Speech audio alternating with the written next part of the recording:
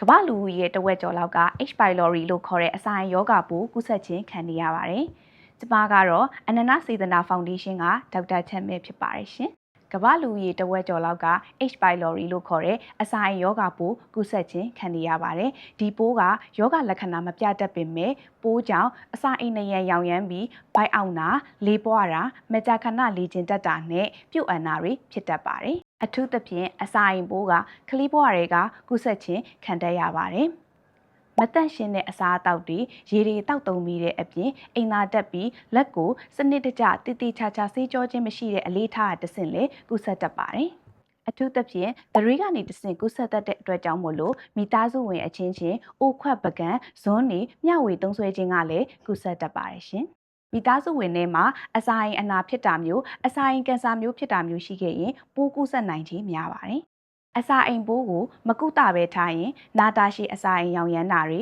အစာအိမ်နဲ့ဦးလန်းကြောင်းမှာအနာဖြစ်တာမျိုးတွေဖြစ်တတ်ပါတယ်။ H. pylori လို့ခေါ်တဲ့အစာအိမ်ရောဂါပိုးကတော့အစာအိမ်ကင်ဆာဖြစ်စေနိုင်တဲ့အဓိကတရေခံပဲဖြစ်ပါတယ်။အထူးသဖြင့်အစာအိမ်နရံရောင်ရမ်းတာကနေတဆင့်ကင်ဆာဖြစ်နိုင်ခြေကိုပြောင်းလဲသွားတတ်ပါတယ်။ H. pylori လို့ခေါ်တဲ့အစာအိမ်ပိုးဟာအစာအိမ်ကင်ဆာအပြင် Mott lymphoma လို့ခေါ်တဲ့ပြန်ရည်ကျိတ်ကင်ဆာတစ်မျိုးလည်းဖြစ်တတ်ပါတယ်။ဒီကင်ဆာအမျိုးအစားကတော့ရှားပင်ပဲဖြစ်နိုင်ခြေရှိပါတယ်။သုတေသနတွေအရ